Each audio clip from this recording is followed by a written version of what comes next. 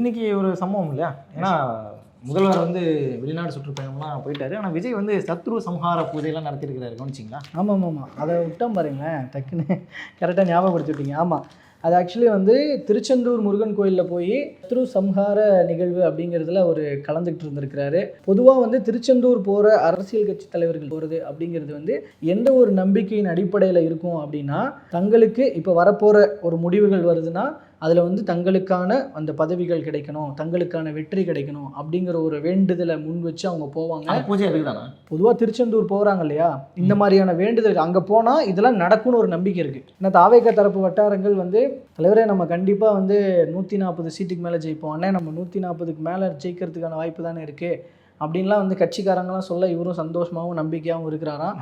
அவரையும் கூட சொல்கிறாராம், ஆதவ் அர்ஜுனா ஜான் கிட்டலாம் வந்து, இல்லை எனக்கும் வந்து ஒரு சில தகவல்கள்லாம் வரதுபடி பார்க்கும்போது அப்படி தான் இருக்குது, சென்னையில் கூட நம்ம வந்து கிட்டத்தட்ட ஒரு 10 தொகுதிகள் கிட்ட நம்ம ஜெயிச்சிருவோம் அப்படின்லாம் சொல்கிறாங்க. பட் என்ன நடக்க போகுதுன்னு தெரியல அப்படின்னு சொல்லி ஒரு மாதிரி சந்தோஷத்தில் தேர்தலையும் நம்ம ஜெயிக்க போகிறோம் அப்படி சேர்த்து சொல்லுங்க. அப்படிலாம் சொல்லாதீங்க.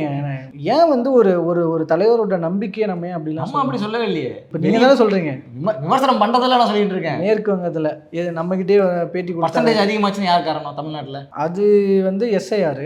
அப்புறம் பர்சன்டேஜ் அதிகமாச்சுன்னு யார் காரணம்? இல்லை, அதுக்கு விஜயும் ஒரு காரணம். யங்ஸ்டர்ஸ் மேற்கு வங்கத்தில் எப்படி அதிகமாச்சு, அதுக்கு யார் காரணம்? இல்லை ஒன் ஆஃப் தி ஃபேக்டர் தானே. நேற்று நம்ம பேட்டியில் ஒன் ஆஃப் தி ஃபேக்டர் தானே. இப்போ புதிதாக வந்திருக்கிற ஒரு கட்சி தலைவர் அவருடைய நம்பிக்கை அடிப்படையில் ஒரு சில வார்த்தைகளை உதிர்க்கிறாரு, கட்சிக்காரங்க உதிர்க்கிறாங்கன்னா அவங்க நம்பிக்கை அடிப்படையில் நம்ம எடுத்துகிட்டு போயிடணும். அதுக்காக நம்ம ஓவராக அதை இது பண்ணக்கூடாது, அது சரி கிடையாது. நம்ம நடுநிலையோட இது பண்ணணும்.